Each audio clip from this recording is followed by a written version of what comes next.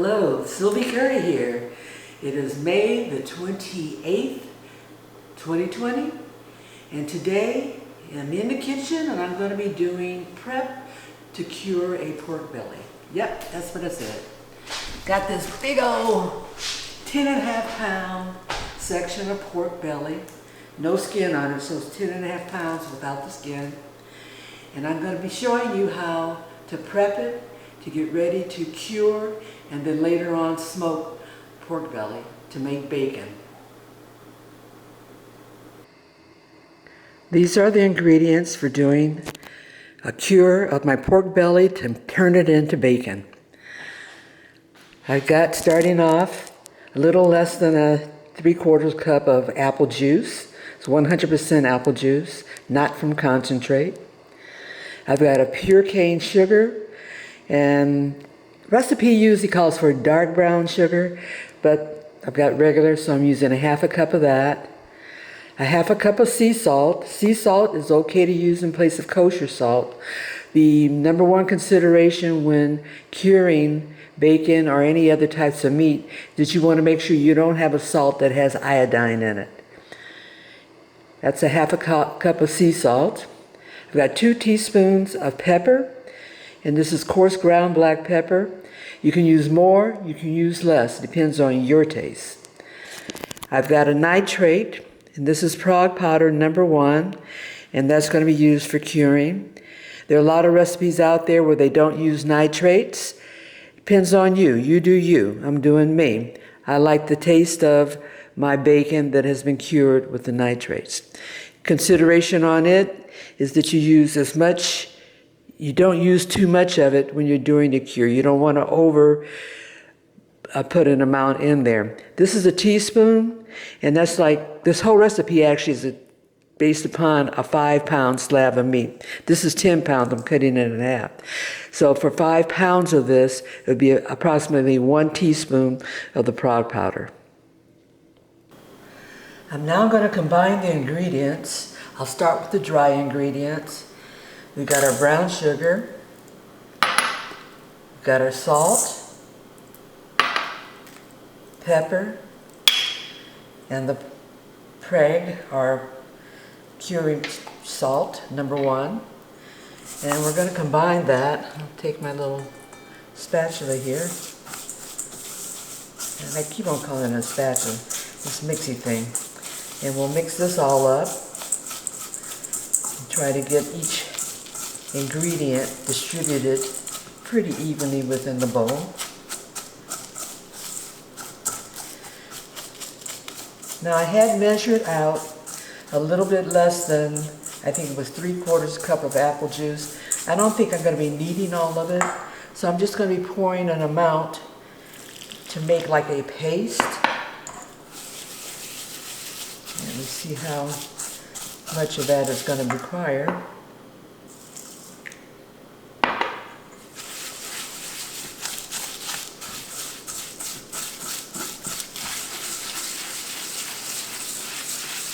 And that's making a pretty good consistency, so I'm not going to use that whole amount.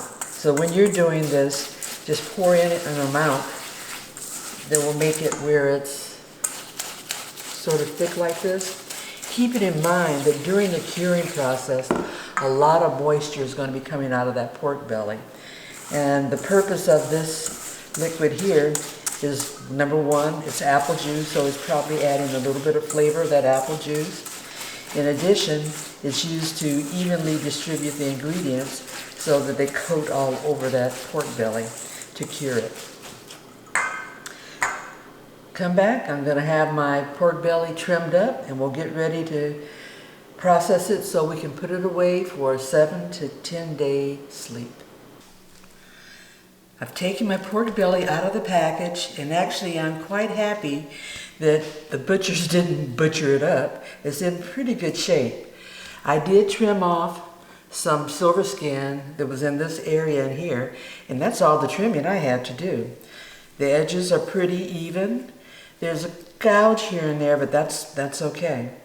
Now I measured this, and it's a total of about 19 inches across. So if I get halfway through, I should have equivalent of about 5 pounds of meat on each side. So I'm going to go here and say do a cut. That looks to me to be like in the middle. And we'll go straight through that pork belly. The other thing we want to make sure of is that when we do our slices for cooking, that they will fit in the skillet. And going across this way, it was exactly 10 inches. So my skillet, my cast iron skillet is a 10 inch, so it should fit. And that's what it looks like through the cuts. I'm pretty happy with that. What do you think? So we're gonna go and I'm gonna do one portion of it for you. One of the 5-pound slabs we'll put together. And I'll save this other section and I'll do that later on.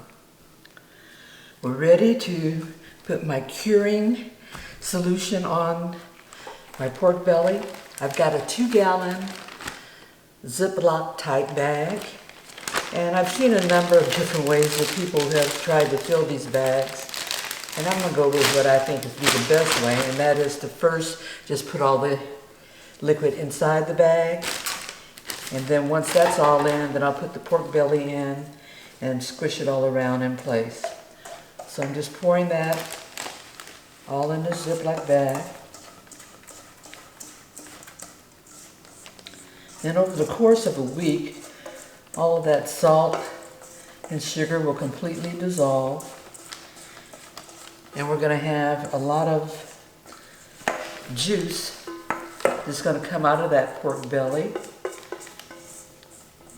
And so it'll be even more liquidy. And over the course of the next week or so, I'll do some videos showing how we're progressing along. Okay. I've got a pan here, and the purpose of that pan is just to make sure that if this leaks, that it's not going to leak all over my refrigerator. So I'm just going to take this pork belly, put it inside the bag.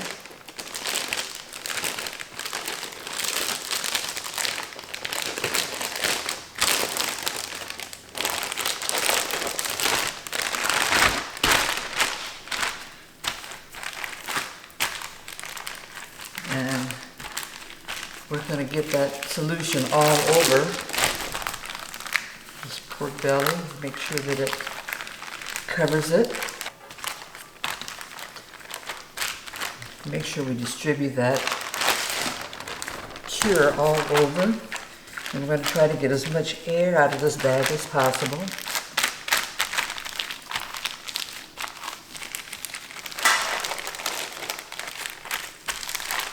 That way we get more surface area of the pork belly coming in contact with that solution.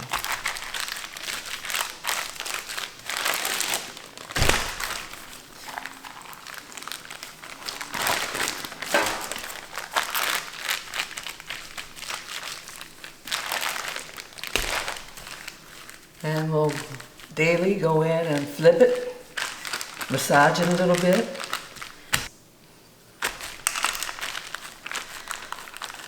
We've got the pork belly snug as a bug in this pan. And I put it in meat side down to start. And then we'll, as I said before, we'll flip it. This is day 1, going into day 2. And I'm going to be making the turn. And you can see a lot of juice is already coming out. I'm just going to remix a lot of the juices and things that are in there by making all these turns.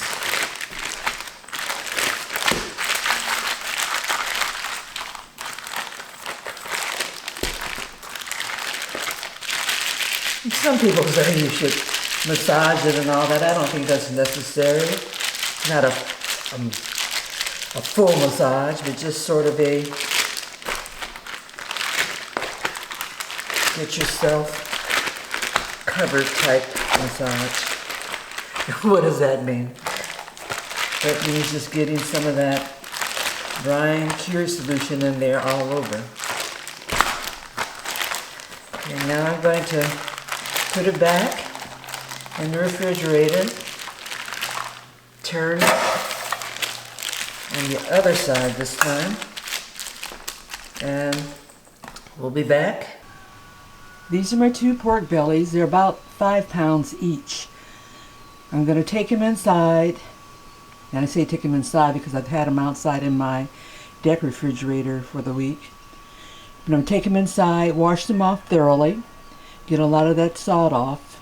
Some people say that you should put them in the refrigerator uncovered overnight so it dries out a little bit. But I'm of the philosophy that probably the moisture on the meat is going to draw more smoke flavor. So we'll go for that. Got my sink set up. One of the first things I've got to do is get rid of the curing liquid that's inside these bags. So I'll just pour that off, let it go down the drain.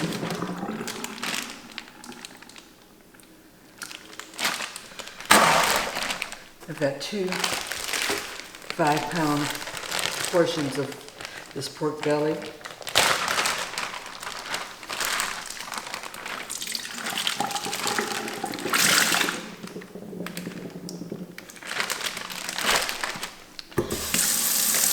Turn the water on and get them all washed off. I've washed them off, and there's still quite a bit of pepper left on there, but I think that's okay. And I'm going to let them soak here in this cold water just until I get my smoker up to temp. And that should be within the hour. And thereby, hopefully, if there's any more residual salt that I need to get off of there, that I am removing it. I've got the 22-inch WSM set up to smoke pork belly. The pork belly's been in the refrigerator for, actually this is the 8th day, and we're going to be smoking it. I've got my fireboard set for 210, 215, and that's because I know it's probably going to run a little hot, and I don't want it to go over 225 to 250. I'm going to be smoking these pork bellies to an internal temperature of approximately 150. I've got some apple wood and some cherry wood in there.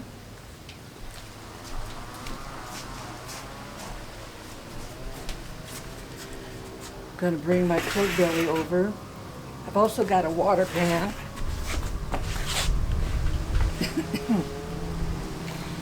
And there also to catch the drippings.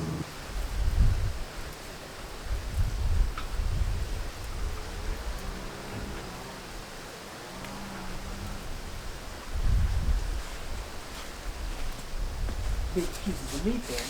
I've got 2 temperature probes.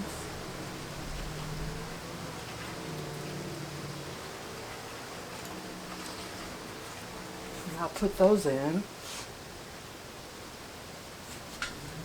Put one, say, about there. The other I'm going to go in from the side. In the middle, say there. And we'll close it up and check on them in a little bit. It's coming along. Still got a lot of cooking to do. I think what I'm going to do is turn them over so we can get both sides. Take that out of there.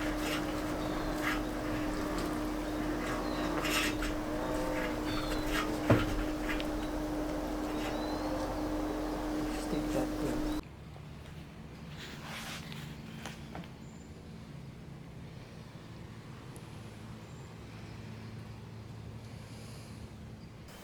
$153. I think we're good. I really do think we're good.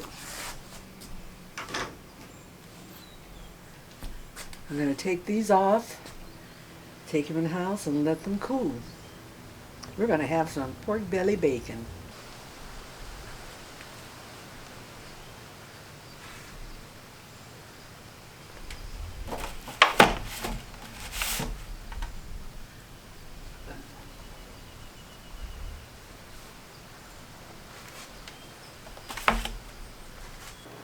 I just took my pork belly slabs off the smoker.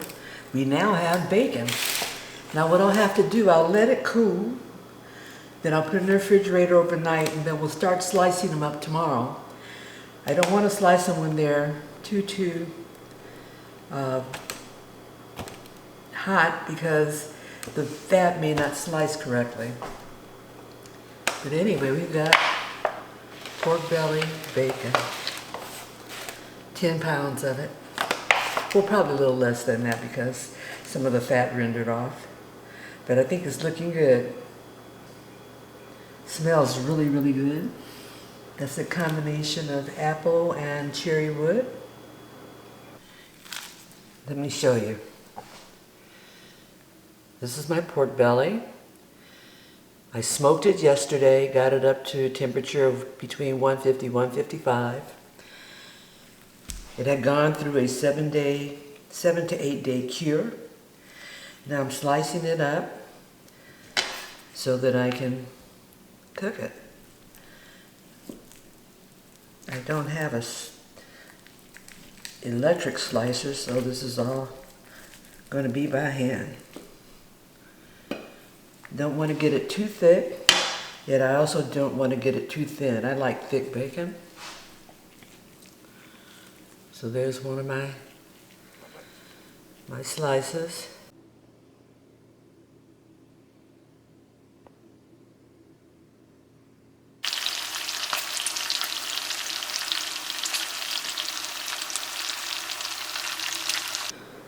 This is my finished bacon, finished cooking. I've tasted it.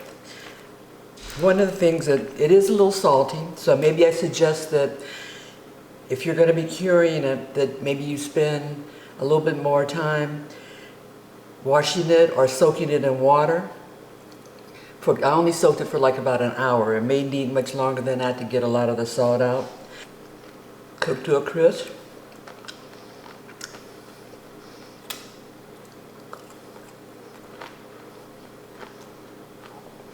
I'm happy.